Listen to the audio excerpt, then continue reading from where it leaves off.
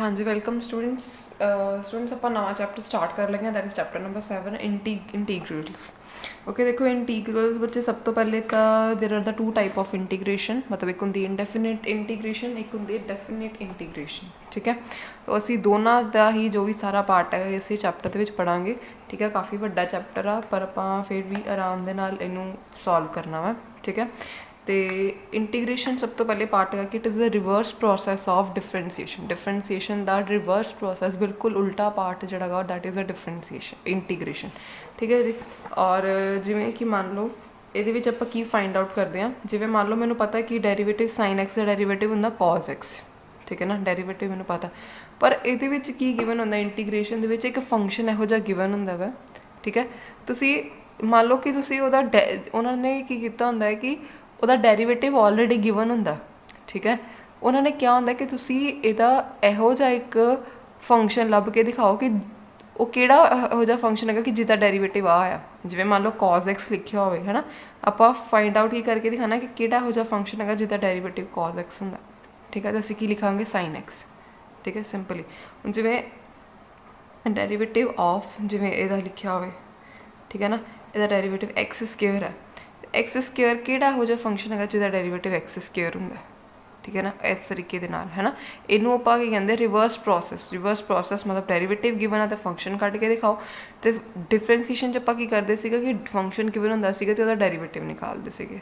ठीक है, तो in case of E x का जो इंटीग्रेशन है वह भी ई एक्स ही रही है। ठीक है, इस तरीके के नाल बच्चे आप इंटीग्रेशन का प्रोसैस नू करते हैं। Reverse process of differentiation is called integration.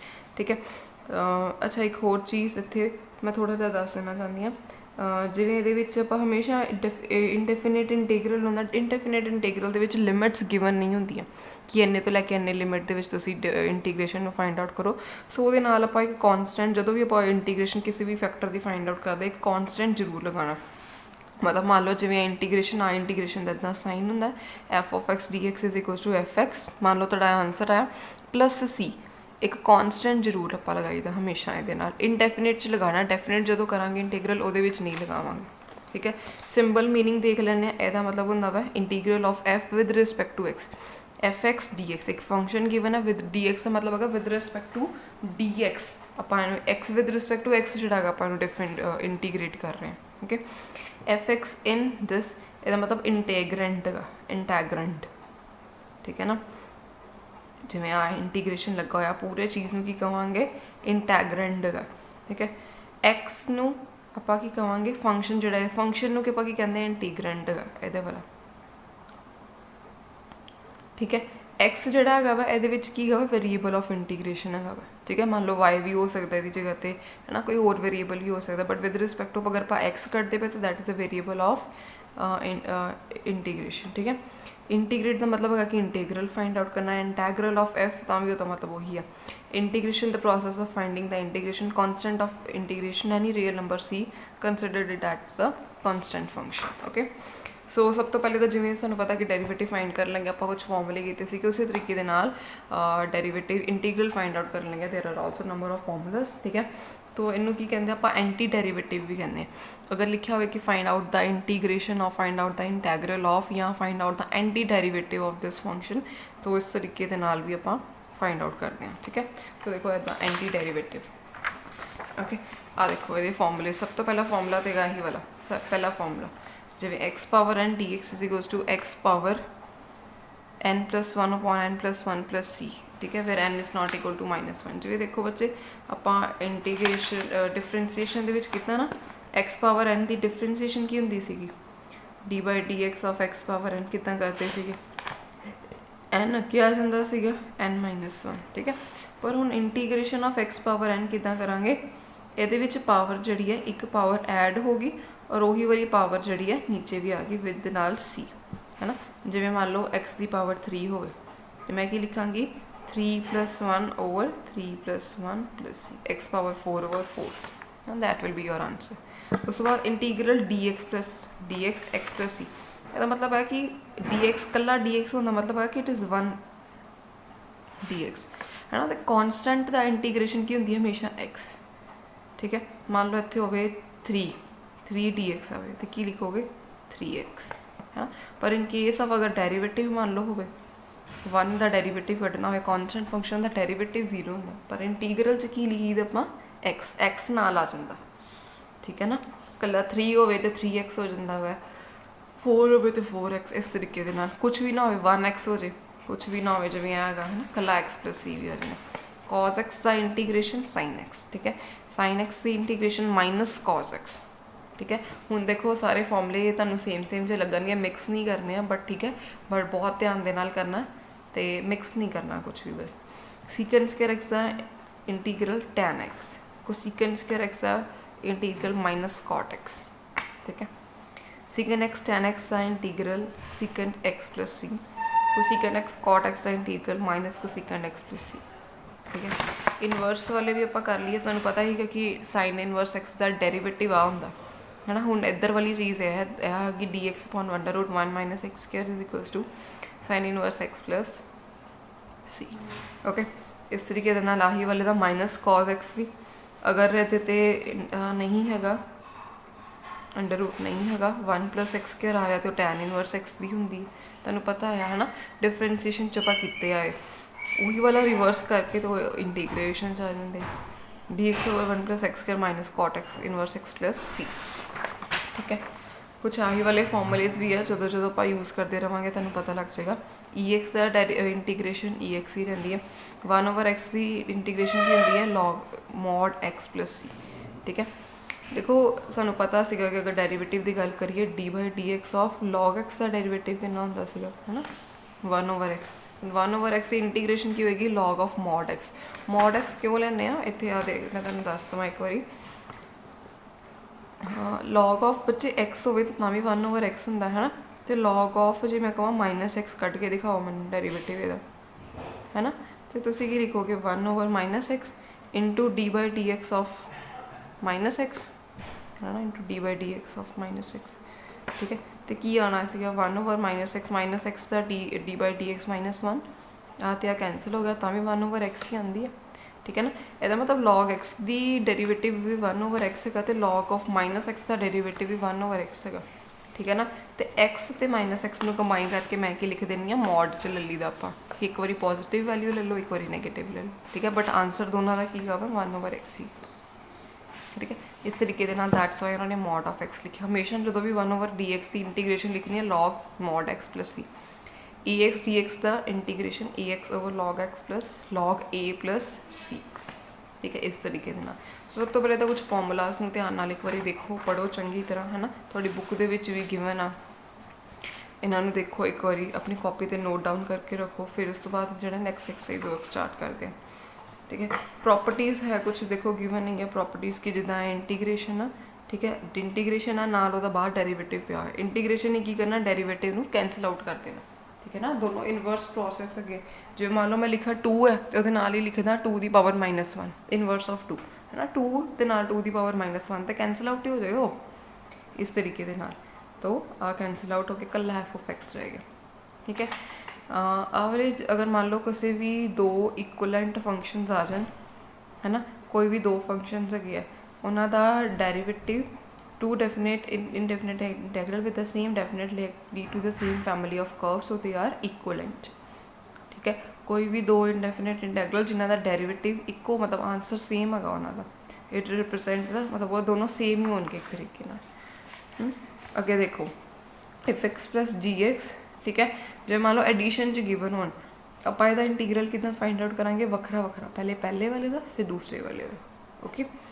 Derivative च भी आप इदा ही करी थे, अगर 2 का होंदा सीगा फिर इकल्ला पहले फर्स्ट वाले का डेरीवेटिव करते ही फिर सैकेंड का डेरीवेटिव।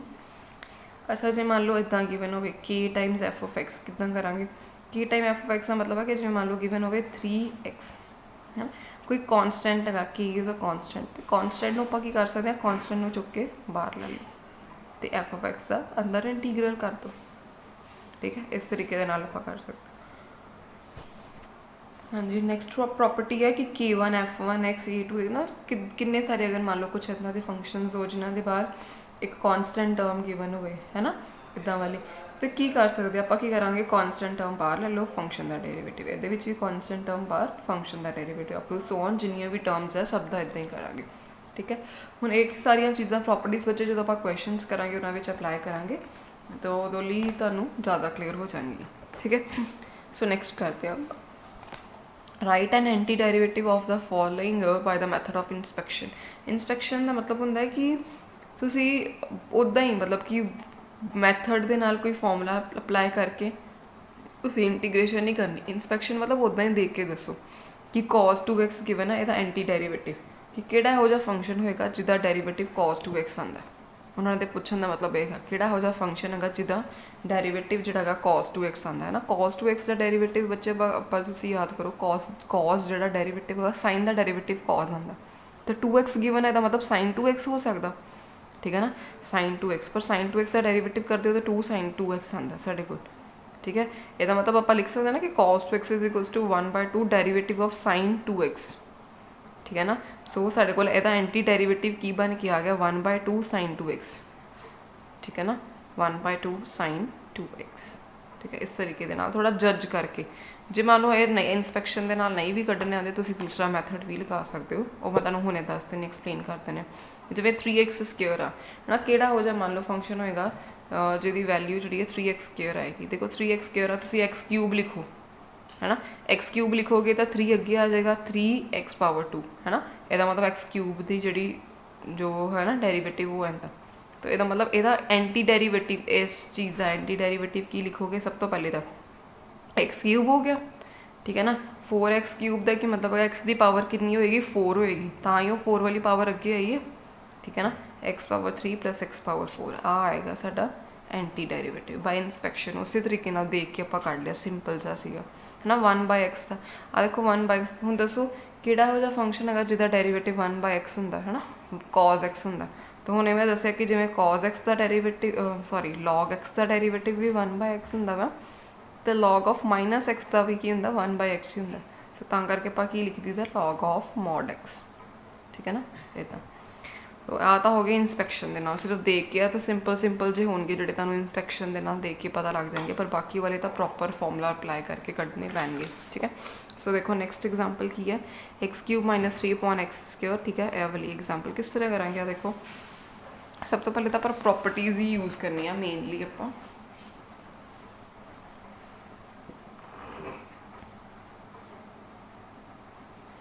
हाँ जी एग्जाम्पल करा रही है example number 2 integral of x power 3 - 1/x², ठीक है। सब तो पहले तो देखो इनू की करांगे इनू अलग अलग डिवाइड कर लो x3/x² करोगे तो बन जाएगा इंटीग्रल x - 1/x² है ना, कि बन जाएगा x की पावर -2, ठीक है। हुण फॉर्मूला की लगाना इंटीग्रल ऑफ सानू पता x की पावर n की फॉर्मूला होंदा x पावर n+1/n+1+c। हुण इहदी पावर 1 वधा दो है ना, यानी कि की आ जाएगी मेरे को यदि पावर जो आप इंटीग्रेशन सॉल्व करनी है उदों साइन नहीं लगाना, इत्थे तक साइन लगाना आप x है x की पावर 1 वधाती यानी कि 1+1 नीचे भी की आएगा 1+1 माइनस x की पावर इत्थे इतना इनू वखरा सॉल्व करना इनू वखरा है ना। x की पावर -2 नाउ -2 + 1 ठीक है प्लस c है ना। इहदे असीं की करते हैं जिवें मान लो यह है ना इत्थे असीं अलग अलग वैसे कॉन्सटेंट अप्लाई करते हैं कि इहदा एक अलग कॉन्सटेंट c लैने इनू c1 लगा दो इत्थे लगा दो प्लस c2 है ना। फिर लास्ट से आके जो असीं करते हैं उन्होंने कंबाइन कर लेंगे, इत्थे बन जाएगी x पावर -1 इत्थे भी -1 ठीक है। इहदा c1 + c2 इन्हां दोनों का की करीदा वै दोनों ने इकट्ठा कर लो c1 + c2 इदा बन जाएगा है ना। नाउ c1 + c2 इनू इकट्ठा करके c लिख दो, कॉन्सटेंट ही है जो मर्जी लिख सकते हैं आप कॉन्सटेंट ठीक है। तो ये बन गया साढ़े ਇਹਦਾ फर्स्ट पार्ट में सॉल्व किया बच्चे ठीक है। सो सैकेंड पार्ट देखो ये किस तरीके ना किया है इतों ही देख लें आप x की पावर 2/3 का मतलब 2/3 + 1 2/3 + 1 ठीक है प्लस कला इंटीग्रल dx है मैं तो इंटीग्रल तुम्हें दसिया होना ठीक है। कॉन्सटेंट होवे कोई भी अगर कुछ भी नहीं लिखा तो मतलब की 1 तो डेरीवेटिव इंटीग्रल की होंगे x। सो इतने x + c नाल ओके। नैक्सट वाला भी इदा ही 3/2 अलग अलग कर लो जिमें 2-3 बारी एडिशन है इतने भी 3 बारी एडिशन लगा हुआ साइन ठीक है ना। सो ਇਹਦਾ ਵੱਖਰਾ ਇੰਟੀਗਰਲ, ਇਹਦਾ ਵੱਖਰਾ ਇੰਟੀਗਰਲ, ਇਹਦਾ ਵੱਖਰਾ ਇੰਟੀਗਰਲ, ठीक है ना। सो नैक्सट कितना किया है देखो, x3 + 2ex - 1/x का इंटीग्रल, ठीक है।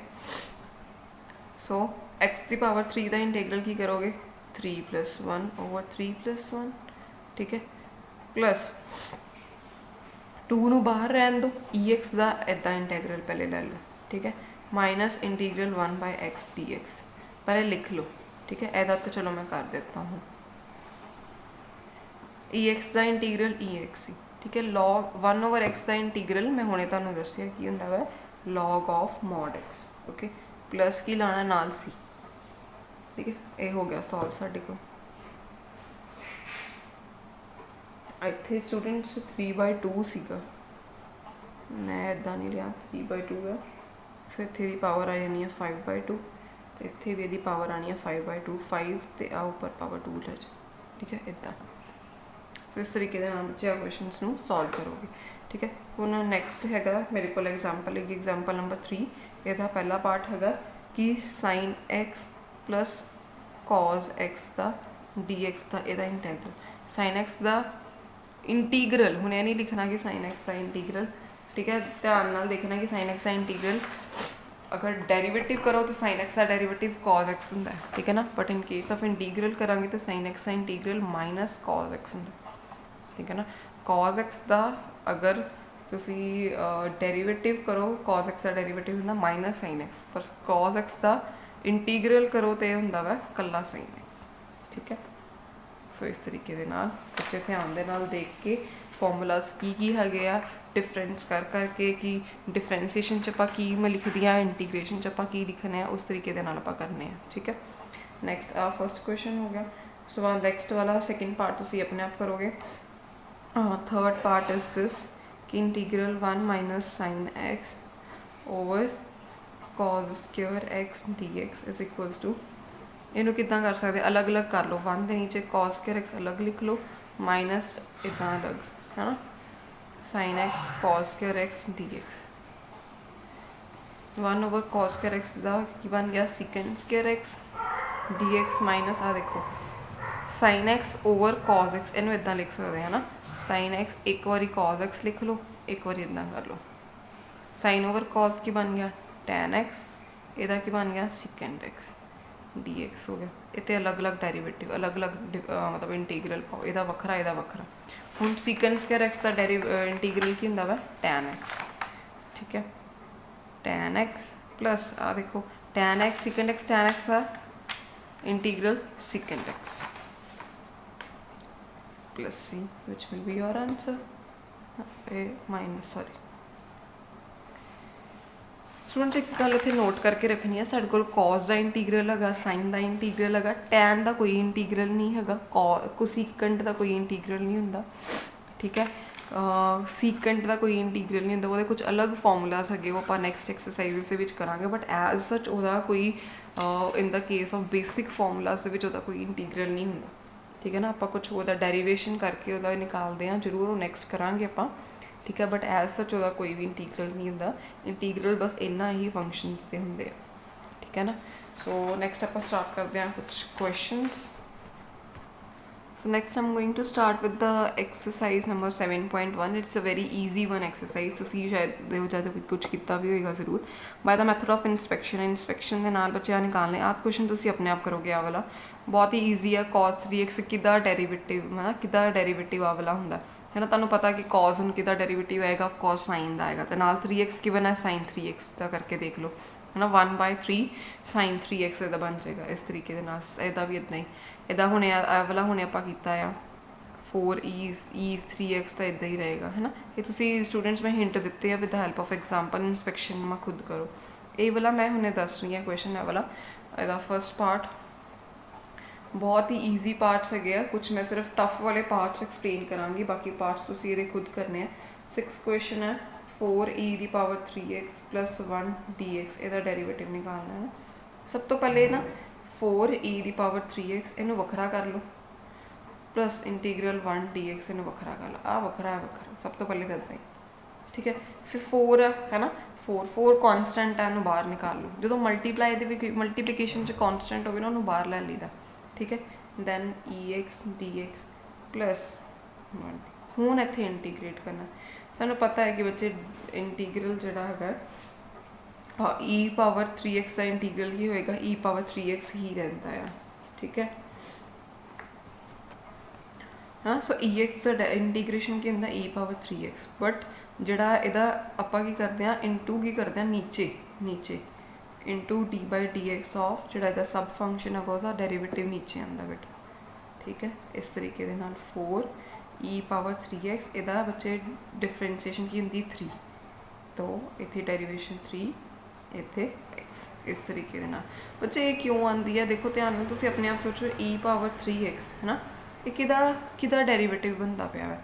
ਅਗਰ ਮੈਂ 1/3 e ਪਾਵਰ 3x ਦਾ ਇਹਨੂੰ ਇੰਟੀਗ੍ਰੇਟ ਕਰਾਂ ਤੇ है ना, इंटीग्रेट डिफरेंशिएट करा, सॉरी है ना। अगर डिफरेंशिएट करिए, देखो 1/3 उदा ही e पावर 3x में डिफरेंशिएट करा e पावर 3x, ठीक है। नारे का सब फंक्शन का d/dx है ना, ਆਪਾਂ ਕੀ ਲੈਂਦੇ ਆ 3, ਤੇ 3 ਤੇ 3 ਕੈਂਸਲ ਹੋ ਜਾਂਦੇ, ਫਿਰ ਬਣਦਾ e ਪਾਵਰ 3x ਹੈ ਨਾ। ਤੇ ਇੱਥੇ 3 ਪਾਵਰ ex ਨੂੰ ਇੰਟੀਗ੍ਰੇਟ ਕਰਨਾ ਸੀਗਾ, ਹੈ ਨਾ। ਇਹਦਾ ਮਤਲਬ ਸਾਡੀ ਨੂੰ ਇਹ ਗਿਵਨ ਸੀਗਾ ਤੇ ਮੈਨੂੰ ਇਹ ਲੈ ਕੇ ਆਉਣਾ ਪੈਣਾ ਸੀਗਾ। तो वो लेके आने लिए मैंने की करना पिया कि या तो इंस्पैक्शन मैथड के नाल देख लो कि ये किदा डेरीवेटिव की बनता, ये किदा डेरीवेटिव होगा, e पावर 3x किदा डेरीवेटिव होगा, या तो इंस्पैक्शन मैथड के नाल देख लो, ठीक है। अगर वो पता लग जाता तो ठीक है, अगर नहीं पता लगता तो डायरैक्टली आ कर सकते हो, e पावर 3x उपर करो, जो ये सब फंक्शन का डेरीवेटिव बनता उन्होंने नीचे लिख दो, ठीक है। सब फंक्शन का डेरीवेटिव वो नीचे, यदा तो x ही आना plus c answer. Now next is the your 7th question, ठीक है। Now next is the 7th question कि इस तरीके के नाल x² 1 - 1/x² dx। तो की बनेगा x² माइनस, या तो ख़त्म ही हो गया वाला चीज़ है ना, -1 dx। तो यदा इंटीग्रल की बनेगा, ध्यान नाल x पावर 3/3 हो जाएगा, एक ऐड कर दो पावर, ठीक है। -x + c, सिंपल, ठीक है। हम कुछ मैं अंडर रूट वाले कर देनी है क्वेश्चन, तुहानू ईजी हो जाएगा। 8th क्वेश्चन आ देखो, ax² + bx + c dx। ਇਹਦਾ ਕਿੱਦਾਂ ਕਰਾਂਗੇ, ax a common, a constant आ है ना, आप dx ਦੇ x ਦੇ with respect to integration find out करनी है। a b c कॉन्सटेंट है इतने, ठीक है। तो ये x² की इंटीग्रल की होएगा, x3 हो जाएगा ओवर 3, एक पावर बता दो, x पावर n है, ठीक है। तो x power n + 1 over n + 1 इदा, ठीक है। इतने b की power 1 b2 over 2 plus c कला कॉन्सटेंट आ, ठीक है ना, कला कॉन्सटेंट आ, तो कॉन्सटेंट का इंटीग्रेशन cx + c कॉन्सटेंट आ, c बाहर, एक 1 रहेगा 1 dx का इंटीग्रेशन x, इस तरीके के नाल, ठीक है। हुण इत्थे c नहीं लवांगे, c ऑलरेडी है, इत्थे d ले लो, कोई होर कॉन्सटेंट ले लो, ठीक है। नैक्सट बच्चे मैं दस रही हाँ 10th क्वेश्चन अंडर रूट वाला एक कर लो, under root x - 1 over under root x, ठीक है। सो इनू किदां करांगे, आ देखो आ वाला क्वेश्चन किस तरीके नाल करांगे आपां,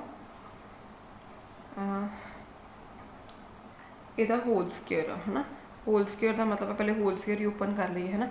ए स्क्वायर करांगे तो कला x a² + b² है ना, -2a × b, ठीक है, × dx नाल ए तो कैंसल ही हो गया। तो की रह गया इत्थे मेरे को इंटीग्रल की फाइंड आउट करना, x + 1 ओवर x - 2 ਇਹਦਾ इंटीग्रल करना। तो देख लो x है बच्चे, x की पावर कितनी हो जाएगी, पहले तो इदा लिख लो है ना, प्लस आ देखो 1/x dx - 2 dx।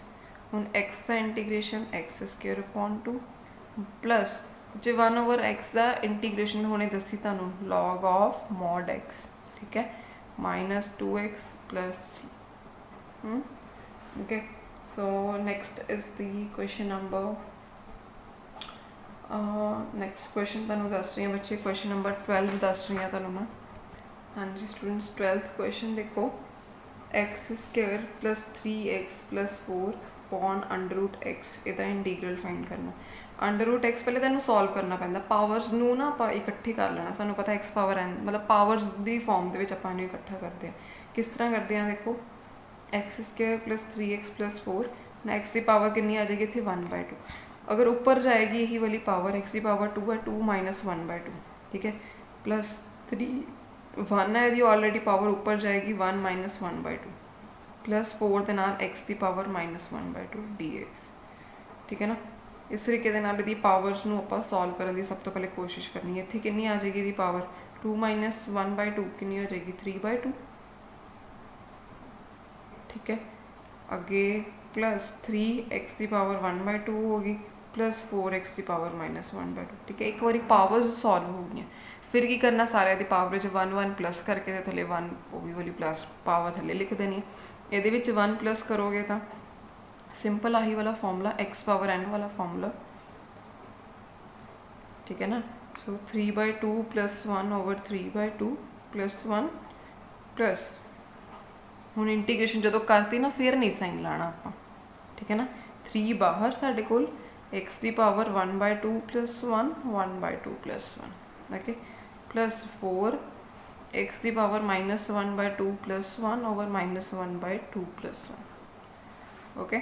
इस तरीके के नाल फिर इत्थे कितना आ जाएगा 2/5 एक्स की पावर 5/2 प्लस 2 एक्स की पावर 3/2 प्लस 8 एक्स की पावर 1/2 प्लस सी जरूर लगाना, सी ना लगाया तो नंबर कट्टे जाते होंगे जे, ठीक है।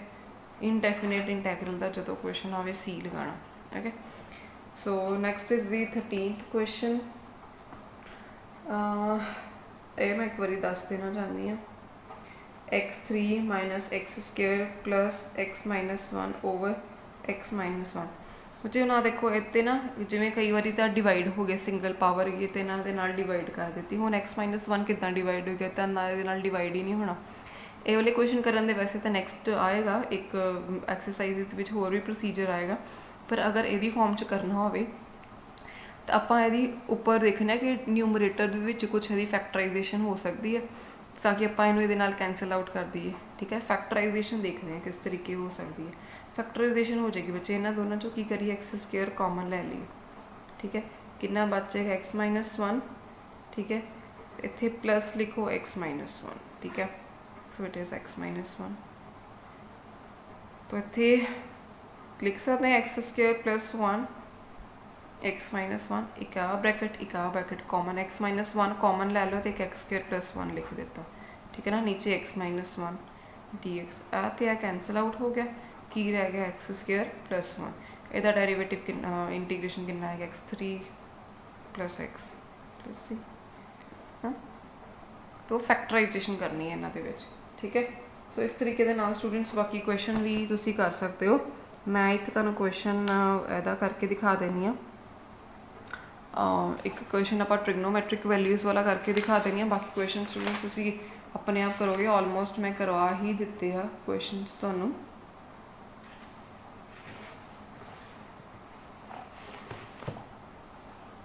जिवें 18th क्वेश्चन आ, 18th क्वेश्चन दे विच secant x plus tan x D x, इनू की कर लो पहले मल्टीप्लाई कर लो। सीकेंट एक्स अंदर गया secant square x plus secant X tan x. हुण आप अकॉर्डिंग टू अगर आप अपने फॉर्मूले के अकॉर्डिंग देखिए सीकेंट एक्स किदा बनता वा इंटीग्रेशन की, सीकेंट एक्स इंटीग्रेशन की बनती है टैन एक्स। तुसीं की लिखोगे tan X plus secant X, tan X की इंटीग्रेशन की बनती है सीकेंट एक्स। सो आ secant x plus C which will be your answer, ठीक है। सो इदा इस तरीके के नाल बच्चे क्वेश्चनस नूं तुसीं करन दी कोशिश करोगे। Next is the 19th question मैं करा रही हूँ, ठीक है। 19th है 19th question, secant square X upon को सीकेंट स्क्वेयर। हुण देखो इन्हां दा ते कुछ पर्टिकुलर इंटीग्रेशन नहीं बनता ना, ये तो कोई फॉर्मूला ही नहीं, इतने तो बन ही नहीं पाएगा, या इन्होंने मैं कैंसल आउट भी नहीं कर सकती। किस तरह करोगे? सानू को देखो फॉर्मूलाज ਜਿਹੜੇ ਹੈਗੇ ਨਾ, ਜਾਂ ਤਾਂ ਸਾਡੇ ਕੋਲ ਸਾਈਨ ਕੌਸ ਦੇ ਹੈਗੇ ਆ ਕੱਲੇ ਕੱਲੇ, है ना। ਜੇ ਸੀਕੈਂਟ ਕੋ ਸੀਕੈਂਟ ਵਾਲੇ ਹੈਗੇ ਆ ਤਾਂ ਉਹ ਕਿਸੇ ਦੇ ਨਾਲ ਅਟੈਚ ਹੈਗੇ, ਜਿਵੇਂ ਕੋਈ ਸੀਕੈਂਟ ਆ ਤੇ ਉਹਦੇ ਨਾਲ ਕਾਟ ਹੋਵੇ ਫਿਰ ਕੋਈ ਫਾਰਮੂਲਾ ਬਣਦਾ, ਸੀਕੈਂਟ ਆ ਤਾਂ ਟੈਨ ਹੋਵੇ ਤੇ ਬਣਦਾ, ਜਾਂ ਕੋਈ ਸੀਕੈਂਟ ਸਕੁਅਰ ਹੋਵੇ, है ना। तो ये ਆਪਾਂ ਕੀ ਕਰ ਸਕਦੇ ਹਾਂ, ਇਹਨੂੰ ਸਭ ਤੋਂ ਪਹਿਲੇ ਤਾਂ ਤੁਸੀਂ ਕੀ ਕਰ ਲਓ, ਸਾਈਨ ਕੌਸ 'ਚ ਚੇਂਜ ਕਰ ਲਓ। ਇਹਨੂੰ ਕੀ ਕਰ ਲਓ 1/cos ਸਕੁਅਰ x, ਇਹਦਾ ਕੀ ਬਣਾ ਲਓ 1/sin ਸਕੁਅਰ x, ਉੱਪਰ ਜਾਏਗਾ ਤੇ ਇੱਦਾਂ ਆ ਜਾਏਗਾ। ਸੋ sin ਸਕੁਅਰ x ਬਣ ਗਿਆ, ਠੀਕ ਹੈ, ਓਵਰ cos ਸਕੁਅਰ x, ਠੀਕ ਹੈ। ਇਹ ਕੀ ਬਣ ਗਿਆ tan square x dx, integration ਦਾ ਸਾਈਨ ਨਾਲ ਹੈ, ਠੀਕ ਹੈ। तो देखो ਹੁਣ tan ਸਕੁਅਰ x ਦੀ ਗੱਲ, ਦੇਖੋ tan ਸਕੁਅਰ x ਦੀ ਅੱਗੇ ਵੀ ਮੈਂ ਦੱਸਿਆ ਕਿ tan x ਦੀ ਕੋਈ ਇੰਟੀਗ੍ਰੇਸ਼ਨ ਨਹੀਂ ਹੁੰਦੀ, tan ਸਕੁਅਰ x ਦੀ ਵੀ ਕੋਈ ਇੰਟੀਗ੍ਰੇਸ਼ਨ ਨਹੀਂ ਹੁੰਦੀ, ਠੀਕ ਹੈ। ਐਜ਼ ਸੱਚ ਡਾਇਰੈਕਟ ਫਾਰਮੂਲਾ ਕੋਈ ਨਹੀਂ ਹੈ। ਡਾਇਰੈਕਟ ਫਾਰਮੂਲਾ ਕਿੱਦਾਂ ਹੈਗਾ ਵਾ, ਇੱਥੇ ਮੈਂ ਇਹਨੂੰ ਲਿਖ ਸਕਦੀ ਹਾਂ ਸੀਕੈਂਟ ਸਕੁਅਰ x - 1। ਜਦੋਂ ਵੀ ਬੱਚੇ tan ਕਦੀ ਵੀ ਆਵੇ ਨਾ, ਠੀਕ ਹੈ, ਉਹਨੂੰ ਸੀਕੈਂਟ ਵਾਲੀ ਫਾਰਮ ਦੇ ਵਿੱਚ ਹਮੇਸ਼ਾ ਚੇਂਜ ਕਰਨ ਦੀ ਕੋਸ਼ਿਸ਼ ਕਰਨੀ ਹੈ, ਸੀਕੈਂਟ ਸਕੁਅਰ ਬਣਾਉਣ ਦੀ ਕੋਸ਼ਿਸ਼ ਕਰਨੀ ਹੈ, ਤਾਂ ਕਿ ਆਪਾਂ ਇਹਦੀ ਇੰਟੀਗ੍ਰੇਸ਼ਨ ਨੂੰ ਫਾਈਂਡ ਆਊਟ ਕਰ ਲਈਏ, ठीक है। तो secant square x - 1, secant square x की इंटीग्रेशन की होंगी है tan x, ठीक है, ये इंटीग्रेशन की होंगी है -x + c, that will be your answer, ठीक है। सो स्टूडेंट्स इस तरीके के नाल तुसी जिहड़े है इहदे क्वेश्चनस करोगे। ऑलमोस्ट मैं सारे क्वेश्चन हर टाइप के मैं दस दिते आ, यह भी दस दिता। इन्हूं तुसी अलग अलग डिवाइड कर लो, 2/cos स्क्वायर x, 3/this। ਇਹਦਾ ਵੀ ਬੱਚੇ ਐਂਟੀ ਡੈਰੀਵੇਟਿਵ, ਇਹਦਾ ਵੀ ਤੁਸੀਂ ਬੱਚੇ ਨਿਕਾਲ ਸਕਦੇ ਹੋ, x ਦੀ ਪਾਵਰ 1/2 ਲਿਖੋ, ਇੱਥੇ ਵੀ x ਦੀ ਪਾਵਰ 1/2 ਲਿਖੋ, ਠੀਕ ਹੈ। ਸੋ ਐਕਸਰਸਾਈਜ਼ 7.1 ਕੰਪਲੀਟ ਕਰੋ। Okay, thank you so much students.